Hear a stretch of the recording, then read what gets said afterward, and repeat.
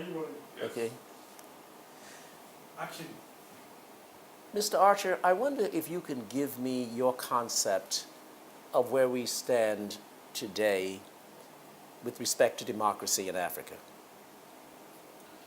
Well, I think what I call the new Africa has evolved. I think that as a whole, Africa begins to realize that the way forward, as far as governance is concerned, is through civilized democratic rule. We've had our fair share of history where military rule, dictatorial rule has been, the norm. And I think if you look across Africa now, now we are almost all gradually getting to accept the concept of democracy. And I'm thinking that the last standing absolute dictator just went by.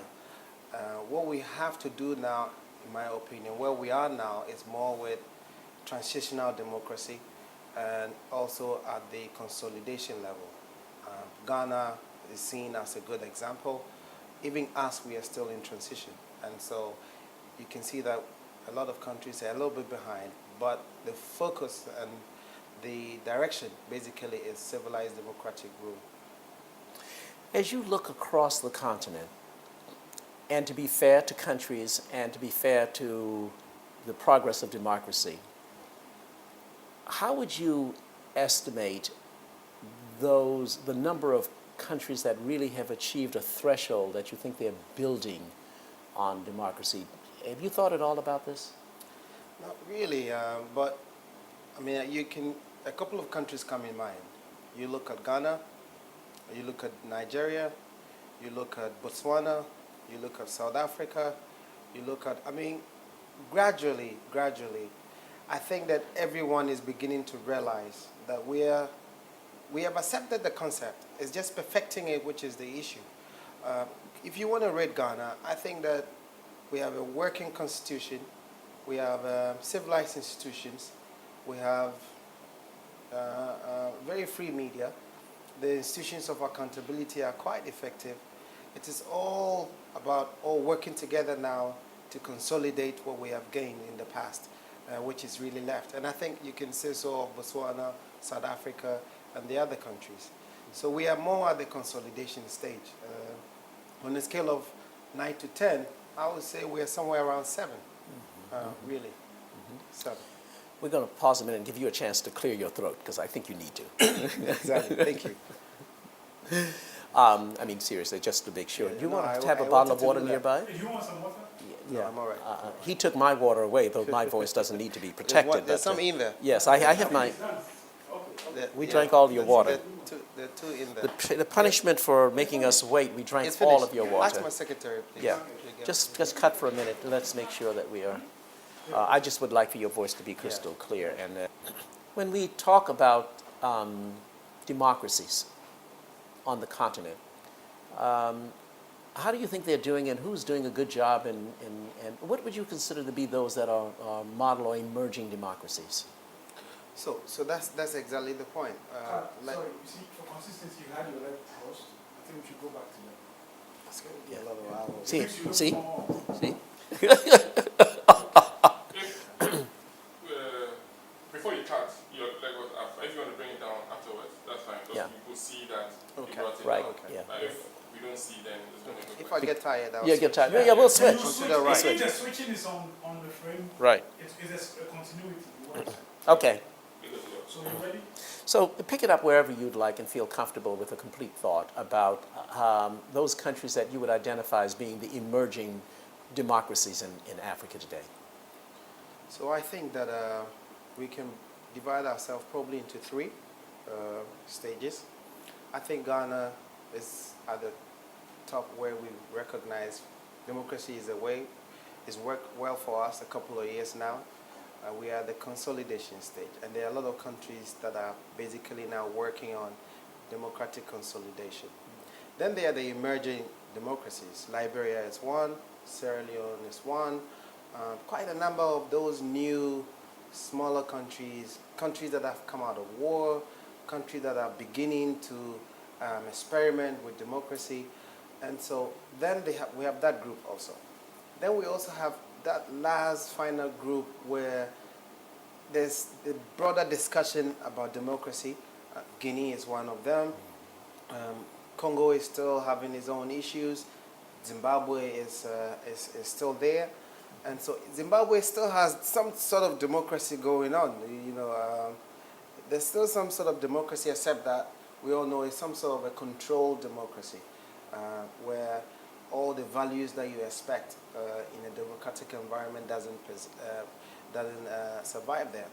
But basically, I think emerging democracies are a bet for Liberia, a bet for Sierra Leone, and then a couple of countries, in my opinion. Well, Ms. Darcy, I wonder if you could tell us this. If you were going to give a definition of democracy, beyond having free elections, what are some of the other elements that you would consider to be important for a country to be judged fairly in terms of how it's doing on a democracy? I mean, I think free enterprise, the right to go into business, the right to decide how to apply personal resources, personal freedom, the right to free speech and of expression. I think also the issue about accountability of leadership. But at the end, everything is still tied into leadership. So, and the whole essence of, for me, election is because they were able to sift through the pack and select that one who makes all these expectations happen. Expectations of free enterprise, expectations of freedom of speech, of expression, expectations of accountability to the people, and just doing the right things. And I think that that's the reason why we go for elections, that we can be able to look through the eyes of our potential leaders and choose who, in the minds of the majority of the people, is more likely to be trusted to achieve these values or expectations of the population. So beyond going for elections, I think these are the little things, delivering healthcare, delivering personal safety, security, protecting the environment. All of these are things that in a democratic environment are aspirations of the people. And so we go through this, and what better way, really? Those are the things that affect our daily lives as a people. And so if we can get leaders who will fulfill those aspirations, then there's a reason to believe in democracy. Then there's a reason to give it a chance. And you mentioned this importance of people believing in democracy, that people must believe in it for it to be a democracy, or for it to work, I'm assuming. Could you elaborate on that? Well, I mean, it's even more than that. Even the people who aspire to leadership in Africa must they themselves believe in democracy. Many times you see people go through elections, which is a democratic activity, yet they still want to rule with iron fist. And so it is as if they want the power. They think the cleverest way and the shortest way to get there, in the light of the fact that most Africans now look at democracy as a way forward, is through elections. Yet once they get the power, they don't want to share it with the people. For me, I think no matter what you are in a democratic, no matter which leader you are in a democratic system, the power still resides in the people. And no matter how you use it, you will still have to go back to those people. And the people must also believe that this is a system that is worthwhile. Look, we are in Ghana, for example, we are close to 26 million people. If all of us who put our destiny in one person, we must probably believe in that person, that he will fulfill our hopes and aspirations. And so they must believe and trust that democracy will deliver its values, or will lead them to the aspirations, to the fulfillment of the aspirations. And therefore, the leader who presents himself voluntarily must also believe that there are people's lives and hopes and aspirations at stake. And so if you do that, and you don't deliver on the hopes and aspirations, and you use power for other purposes other than what you asked for, maybe the normal average person might not be able to remove you out of office. But in many instances, democracy, the experiment has collapsed because sometimes it's either the leader himself miscalculated or didn't believe in the process and ended up going through a democratic experiment and probably decided to do his own thing. And then there are the adventurers who really look at this leader and say, look, this is not what we're bargaining for. You want to do A, B, C, D. This is what the people wanted. You're doing something completely different. And there have been reasons for democracy to collapse because military adventurers have taken governments out of power, leaders out of office, based on the fact that they are not fulfilling the aspirations of the people. So it's a two-way coin. The leaders must believe that this is a sincere activity that will bring betterment to its country or to its nation. And the people must believe that the activity and entrusting all that power and the activity of election and all that process will eventually lead to them, achieving their hopes and aspirations. If those things, ingredients are not there, I think that no matter what you do, how semblance it looks like you're having an election, I don't think democracy and its true values will ever be achieved. Mm-hmm. Well, I would like to ask you to look at Ghana even more through a microscope now and tell me how you think it is doing with respect to three dimensions might be related to democracy. One, citizen participation, the quality and sophistication of political leadership, and the third would be where there's the power that's being moved out of a central location, more decentralization of power to areas where the people are, to different regions, to different levels of government. Could you comment on how Ghana is doing with respect to those areas, citizen participation, quality of leadership, and decentralization? I think that if you look at Ghana, we've been referred to as the island of peace, and I think the only reason why we are referred to that is because we have a very stable democracy, and what delivers really political stability is really just doing the right things, getting elections, people believing in the process, and moving along. I think that Ghana has a very vibrant society, especially civil society. If you look at citizens' participation in elections, it's on a whole new level. If you look at the number of people who vote in Ghana, and you look at the number of us against our population, and the number of people who vote in other countries, you realize that our register is big. Our voters' register is big. And I'm saying this in ratio to the population we have. And I think, by and large, Ghanaians are beginning to realize we're reaping, to some extent, the profits of democracy. And I think that's what gives people the hope to participate in it. If you have been here during our election times and you've seen how the ordinary people have all positioned themselves, all jeered, excited about that process of electing their own leaders and ensuring that those that they elect will be the ones that will eventually be installed as president or whatever or as members of parliament.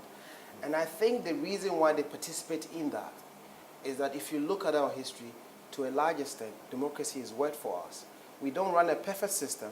We are still trying to polish up our systems and to move on into that level of sophistication that the world will see that we have arrived.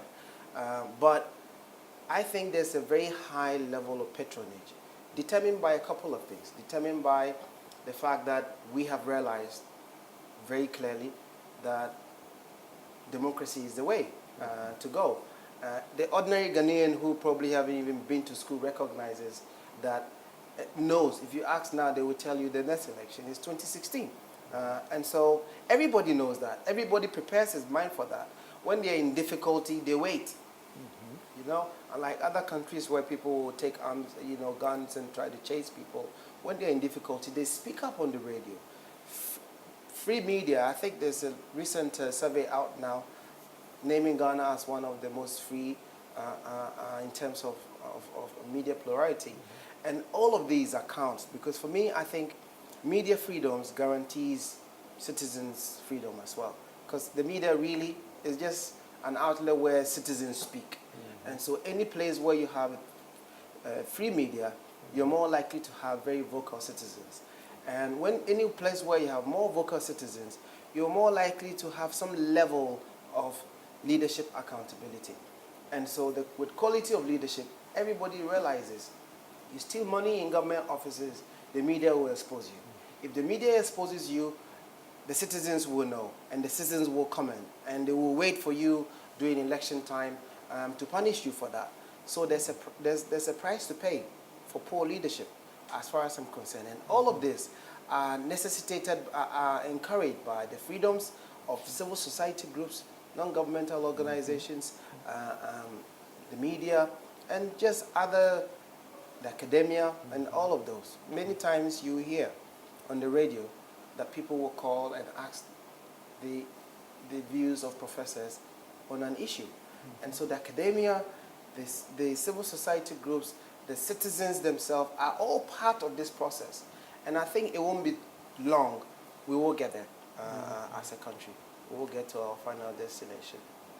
I have a lot of hope for our democracy.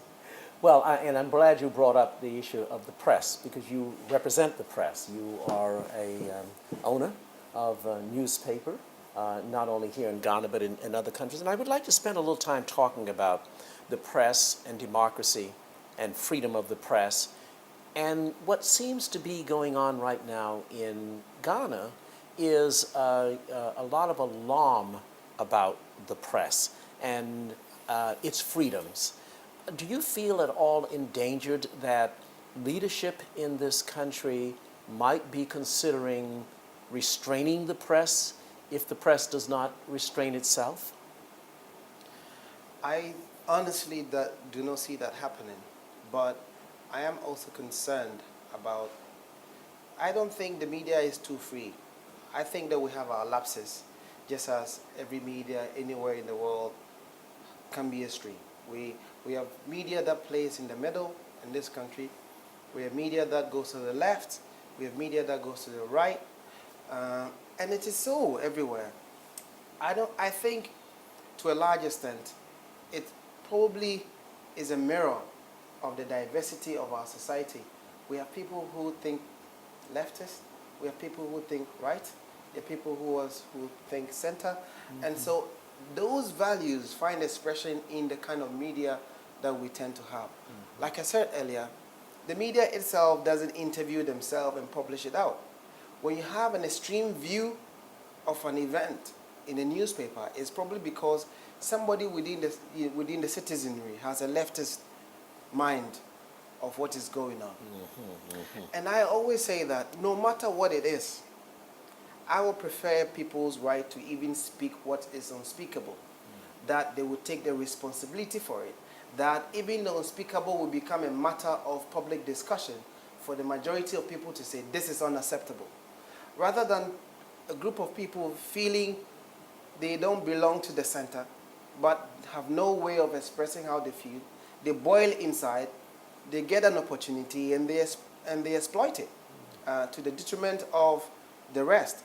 So yes, the media has gone overboard a couple of times, but considering the damage they can do to our society as against bad leadership, I think that we have no way of even comparing that. Probably the freedoms of the media can be curtailed.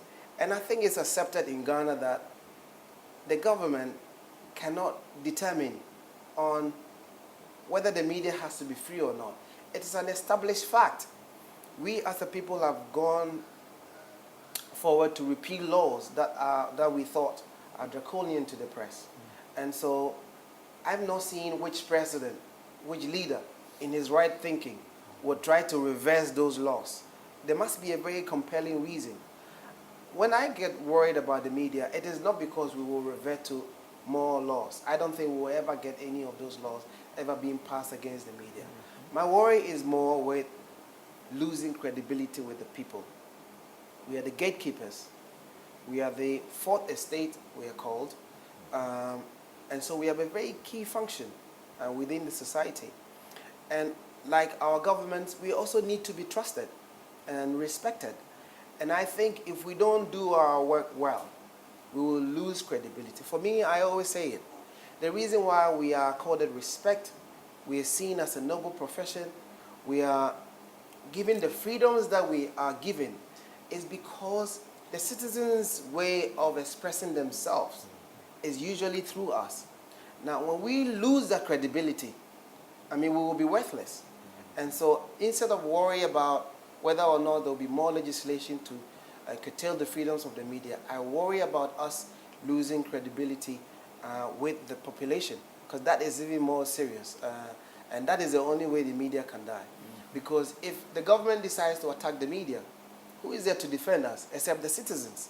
And so if you now deliberately mislead the public, you libel them unnecessarily, you abuse your freedoms, eventually when someone attacks you, maybe a lot of people more will be waiting to sit on the fence and watch. And so I'm more concerned about losing credibility more than legislative gagging of the media. And the media has served this country well. You know, most of our leaders in Ghana started off, Kwame Nkrumah is one, started off as a writer.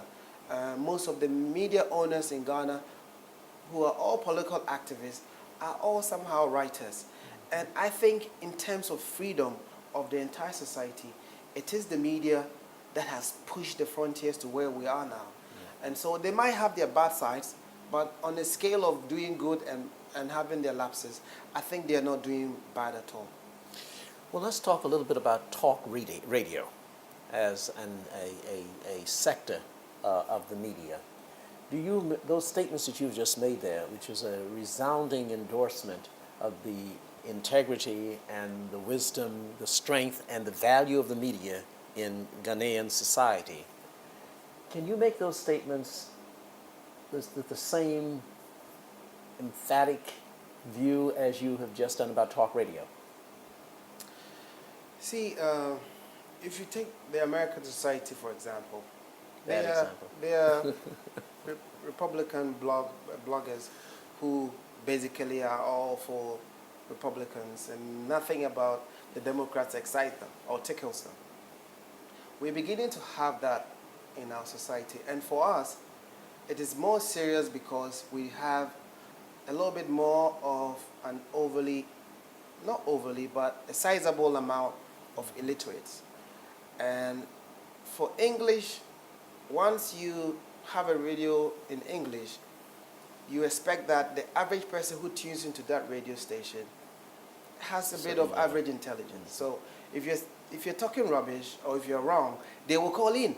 There have been times when people have called into radio programs and criticized the host or criticized somebody in the panel that what you're saying doesn't make sense, this and this and this are the issues. The beauty about freedom of the media is many times it's self-correcting. When one media goes wrong, another will find it a business to expose them or to put it right. That is what is exciting about the media and its plurality. Yes, I think that there's a lot of concern about, I think basically the radio stations in the local dialects. But when I look at them, it's more a bit about the language that is being used. And then also a lot about capacity. I think that in many times, most of the media that were trained mainstream have all been to, English speaking radio stations. So for them, there's some level of professional touch to them. But the local radio stations have had to depend on people who are more prolific in the local language rather than trained in the ethics of the media. Can I? Yes, but you can break here. Sure. Yes. Absolutely. Really? Okay. Do you want to finish that? So I think the media, just like our government institutions, also have to begin to look at the issue of capacity. I think that we have only one mainstream media training institute, just quite a small school, the Ghana Institute of Journalism. I think now there's a master's program now at the University of Ghana. But maybe in future we have to look at this local radio and see if we could have a little bit more polishing of ethics, issues about ethics, because it's easy to look. I mean, sometimes I listen to the same news item on two radio stations, one in the local, the other in English, and you'll be amazed at sometimes the distortions you get, and it's basically because of the language that is used to describe. I was listening to a story about someone raping a little girl, and the graphic nature of the description and the exaggerations around that in the local radio, I couldn't believe it. The same story was on the mainstream English channel, and it was more professionally done. But even in the English channel, there's also the issue of capacity. And I think that it builds more into the bigger issue that this is a country that is developing its educational systems. So probably in the next few years, we're going to turn out more quality graduates as our education becomes more sophisticated. And that will translate into the quality of human resource that gets into the civil service, for example. And so gradually, we will get there. But I don't see, there have been times when extreme coverage in talk radio has almost, ruffled the society a little bit. But that is really what it is. That's the society we are building. And I don't think people should worry. I don't even think people should think that somebody's talk on the radio can destroy the democracy that we have. Well, let me give you a point of view that I have heard. That what goes on here in the press would be fine for the West because it is a stronger and longer enduring democracy. But in the fragility of democracy in Africa, that it cannot abide that kind of stress that's introduced by an aggressive press. What do you say to that? Well, you want to look at the other option, which is if people who cannot speak English cannot have a way of venting out how they feel, no matter how crude, and they're just going to be shut out of the debate, the national debate. What then happens if something is triggered? For me, I think no matter how bad an opinion is, it deserves to be expressed and to be condemned or to be supported. And whoever makes that bad opinion will have to take the responsibility for his speech. I don't think, especially with the fragility of some of our countries, that it is a wise decision to think that because of the danger of extreme talk radio, we should probably shut that segment out and then, and then allow mainstream talk radio to happen. What you're going to get eventually is that the actors, or call them perpetrators of that, will now begin to have direct contact with those individuals, uneducated people, where there will be no chance of condemnation. So if I come to you and you're uneducated, and I can by word of mouth convince you or say certain things, that sparks, tension in that community. It is more dangerous, because if you said that on the radio, someone will call and say, this is rubbish. What you're saying doesn't make sense. And you can speak as long as you want, but there are right-thinking people who will be there to checkmate you. But if you put a blackout on that, all of this will work under the cover of darkness. And there would be no check. And then one day there will be one explosion where we realize that there's a collection of pockets of all of these people who have been left out of the debate. And if democracy is a participation for all, why do we shut some people out because we all think that we are right? Okay. Let's talk a little bit about the last election. More specifically, the post-election case in the Supreme Court. How do you rate the press reporting of that from, say, April 15 through, I think it ended sometime in July, early July? Was it a responsible press in the day-to-day reports of what was going on in the Supreme Court? Some of the comments that were made by members about members of the Supreme Court? Well, you know, Could you describe the situation and well, develop well- it for a listener such as, someone outside who may not even understood what happened in the... well, basically what happened after our election was that one of the candidates, actually the losing candidate, petitioned the Supreme Court because they thought there were some irregularities that, if it was looked at, could put them ahead of the election. I've seen people even condemn that, and I wonder the basis for that. The Constitution guarantees that. It is actually their constitutional right to petition. Apart from the fact that there's a general right to petition, the right to seek justice is something you cannot take away from citizens. There's actually a constitutional provision that allows that individual to undertake the exercise that they did. But like I said, let everyone express the way he feels, and let the right situation be known. At the end of that debate of what is good and what is bad, we'll get to know what is good, or what the majority of the population wants to go with. So that case led to, and let me say that, it led to another yet milestone. And that's why I'm saying, for us as a people, we can only get better with our democracy.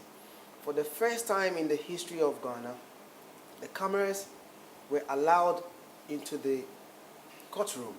So say that the person who undertook that exercise was just unnecessarily creating tension in the country.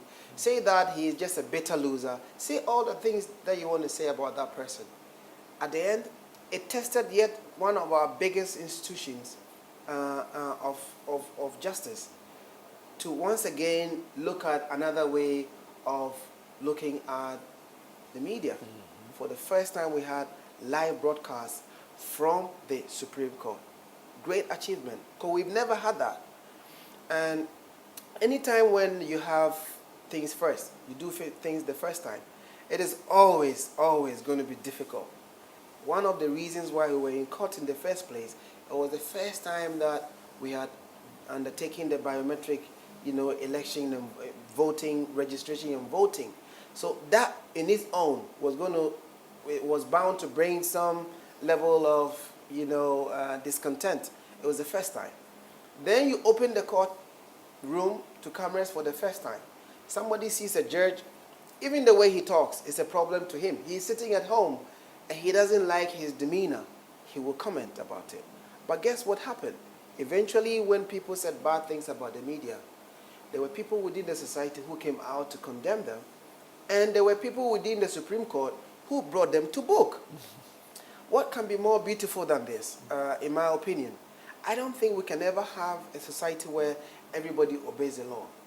Otherwise, we could all build our houses without doors and go to sleep. I don't think everybody will can have any society like that, where everything works perfectly. We'll have a society where people think extreme. We will have that. And they are that everywhere. It's in their DNA. We probably will have to question God why some people behave like that. But as a society, we must accommodate all of these people, take them on board the national debate, let them know that there are a lot more people than them who think differently, and that what they think differently is what matters. So you really see... Just tell me. Yes, of course. Good.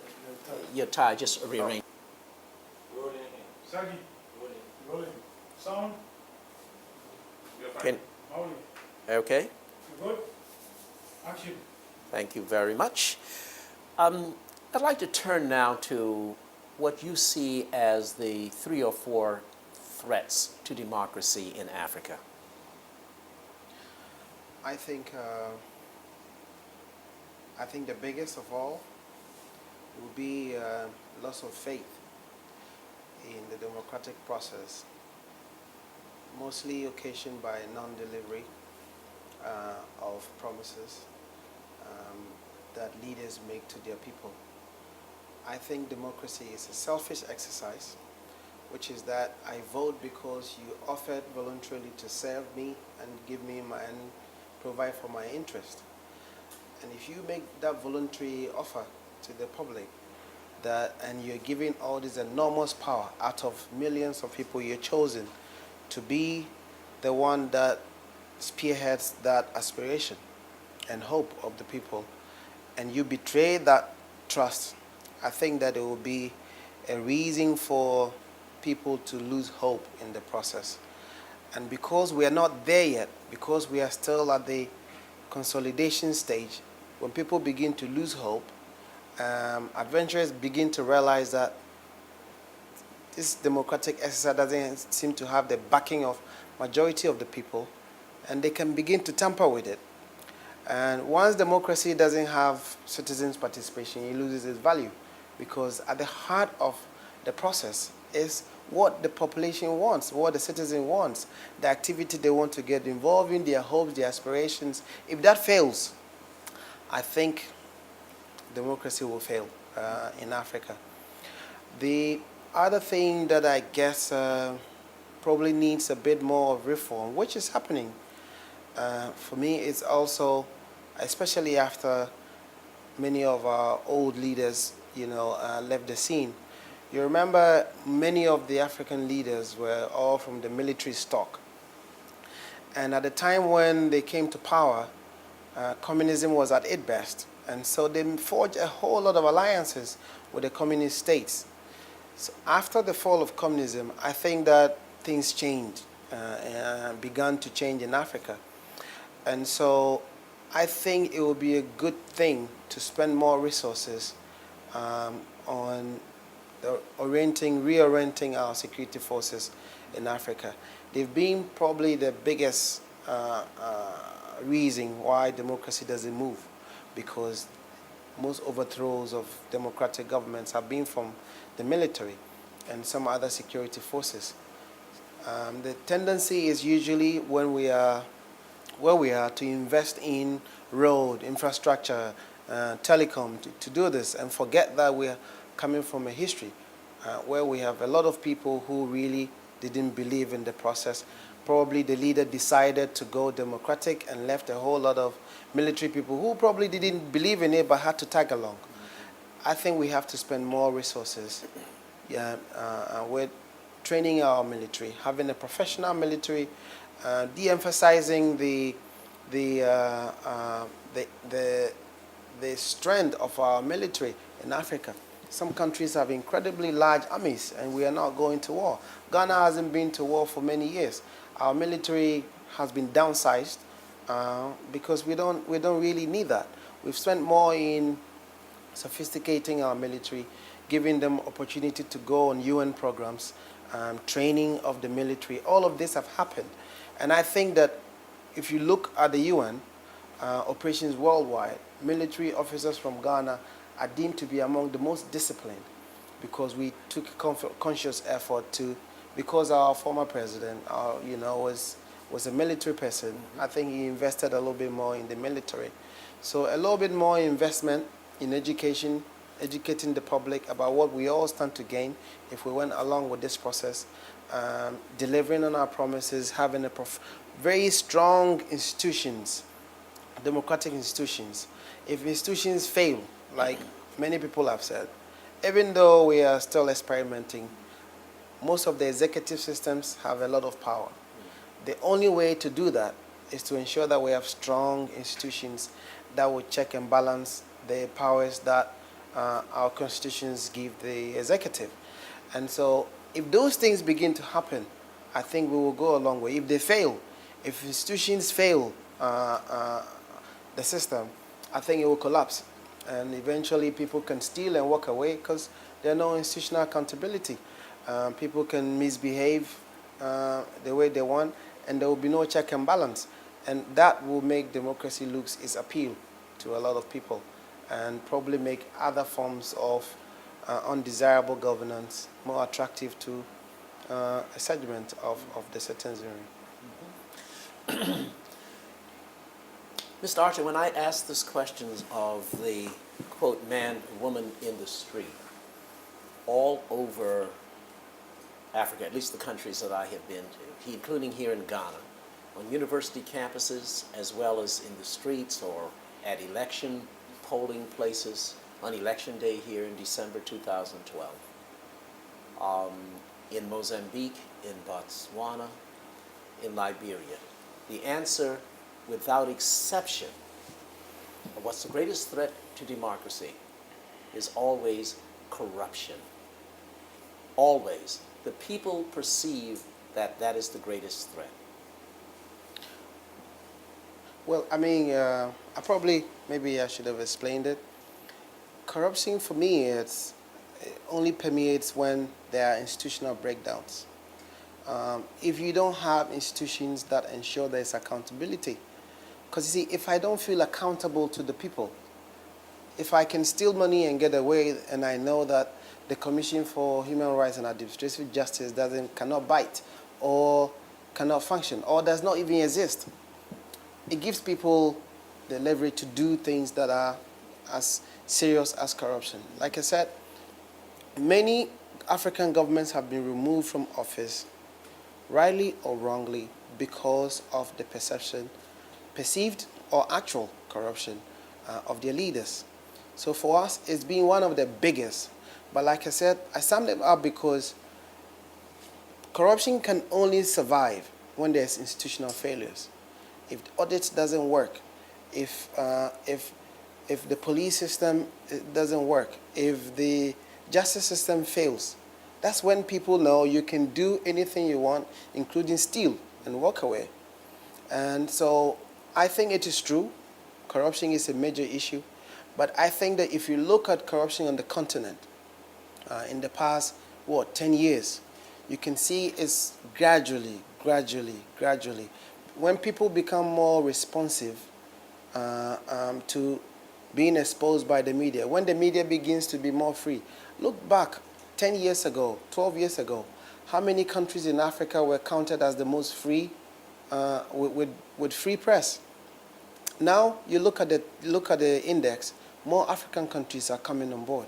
And once they do so, and we have to keep in mind the media is also an institution.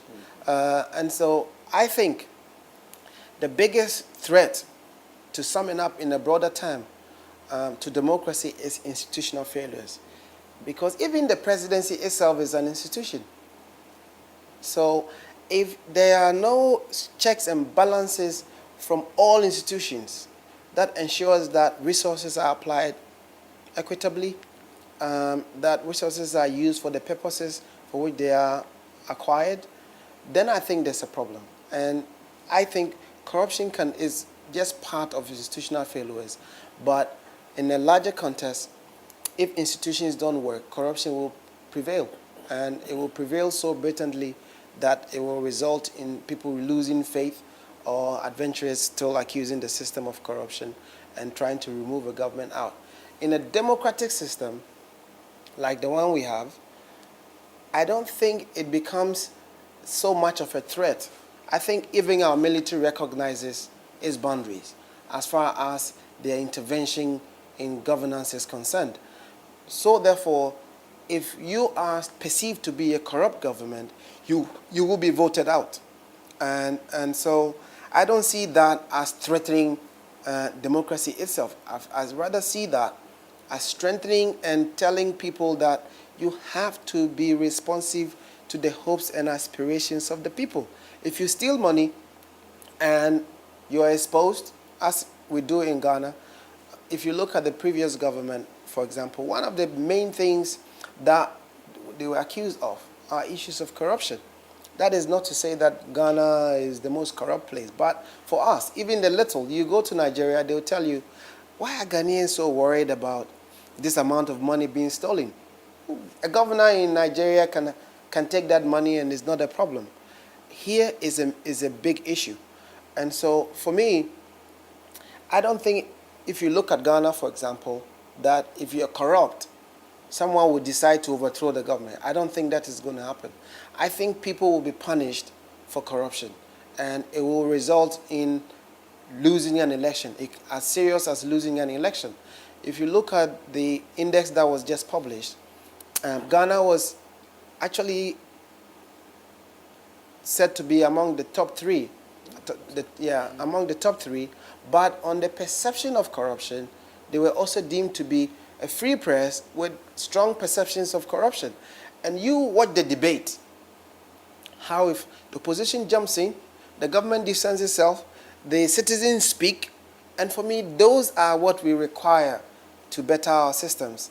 That there's a price to pay if you steal. There's a price to pay even if you're perceived to be corruption, or if actual corruption happens. Maybe it is more serious because we haven't gotten there yet. We haven't stabilized our democracy where we're double sure that military or coup d'etats will never happen again. We are not there yet. So people tend to think because it's been part of our history where people have been removed from power because they're deemed to be corrupt, it is a threat to our democracy. I think it is. It is, but in the long term, if you steal money and you're exposed, you will lose elections. You lose credibility and you will lose elections. But if institutions fail, if people go to court and they can't get justice, if people steal and they cannot be prosecuted, if things happen in ways that let everybody know, nothing works. At the end, then what's the essence? If institutions fail, resources can never be distributed for the purposes for which it was acquired, or even distributed equitably. And when that happens, if the institutions that are supposed to disburse monies that fulfills the hopes, campaign promises of governments end up misusing, abusing, misspending, then eventually there will be a lack of credibility. You have only 4 years to come back to the same people to tell them, I screwed up, I didn't deliver on your promises, I stole all the money that you entrusted me with. For that reason, you didn't achieve your hopes and aspirations, but still vote for me. I mean, that is a very difficult thing to do, even with the biggest fool. So I think gradually, when we build institutions, I think democracy evolves around strong institutions. Every human being has a tendency to go overboard, giving absolute power. And the only thing that checks us, that makes sure that we go back to the basics of the people. Democracy is all 99% about the people, 1% about those in power. So if we don't get institutions that ensure that all of these things are achieved, I think eventually, when you lose credibility after 4 years, I don't think even the biggest fool will... But then why is there such a strong feeling about corruption being widespread in Africa? And why is it on the front page of the newspapers here in Ghana, 8 months, 10 months after the election? Do I think that corruption can be completely eradicated? No, I don't think so. That will presume, or that will to say that human beings will always do the right thing. It will never happen. But what we do have to establish is that there's a price to pay for corruption, and that the institutions that work, the media, the institutions of vertical and horizontal accountability work, and that if you can always try it, but if you do and you're caught, you face the consequences. That is what we need. I don't think what we need is a corruption-free country. It will never happen. But what we need to do is to have the situation where people know there's a price to pay for corruption. Well, I guess that's the question I'm asking. People seem not to have been convinced that that is true, because they wouldn't express it so strongly and so consistently. And I say Ghana because that's the last country that I've done, but it is no exception in Liberia, or in Mozambique, or in South Africa, or in Namibia. Why do the people believe that corruption is so outstanding as an element in the society, in the democracy? And why do they believe that is the greatest threat? I'll give you 2 scenarios. I think if you go to countries where the media and the citizens are suppressed, you don't get to hear a lot of those allegations. And I'll tell you why. Because the institutions are non-existent. Somebody's powers overshadows everything, including the media. When you see countries where corruption is exposed, or even the smell of it is in the front page, it is the signal of institutions beginning to work. We've passed the Whistleblowers Act, which allows citizens to go to the media houses and give them documents, expose public officials who are being corrupt. And I think the law even recognizes the reason why there's debate about corruption is because we know that all of us will not behave in the right way. And so when you see in countries where it is always in the front pages, it is because the media is looking at that topic and that they are free enough to handle it. If you go to countries where people are ruled with iron fists, you don't hear that at all. Some people have told me in the past, if I was working in Nigeria as an investigative journalist when I used to, they think I would have been assassinated. Some people tell me, you can't do what you do in Gambia. Okay? And that will mean that if you went to Gambia and what you wanted to see was no corruption allegation, you will be so wrong. Because it will be there in significant proportions, but the institutions are too weak to either leak a document. They are all too scared to even talk about it. So you have a minister, a former minister of the government, coming out the other day saying that there is not the leadership or the will here to fight corruption in Ghana. He's not someone who's out in the field who's just suspecting that there's something. He's a person who's saying, this is something I don't want to be associated with, and I want to see something done about it, and I want to see leadership toward it. That's a pretty profound statement, don't you think? Yes, you know, I will tell you, there's a lot of politicking. And for those of us who are in mainstream, we're able to sift through what is just politicking and what is profound statements. I know that minister. He's worked in the government all these years. I think that over the past few months, they have been sort of sidelined a little bit. So there's quite a bit of bitterness. And like I said, look, the way to get at your opponent in Africa, in Ghana, is to smear them with corruption. Is the easiest way to get attention because it's such an important topic to all of us. Do I think that there's no corruption in this government? I cannot say so. Because to say so will mean that there's actually a government on earth which doesn't have corruption. Do you think there's no corruption in America? No. I would say no. Do you think there's no corruption in government in Europe? I would say no. But you look at the price people pay when they are caught. I think that is a signal we need to send there. Does Ghana have the political will to fight corruption? For me, as someone who's followed the process, I don't look at what the minister will say. I look at what we have done over the years. We've passed the Whistleblowers Act. We've set up the serious fraud, the Economic and Organized Crime Office. We've set up the Economic Crime Unit within the police. We've set up the Commission for Human Rights and Administrative Justice.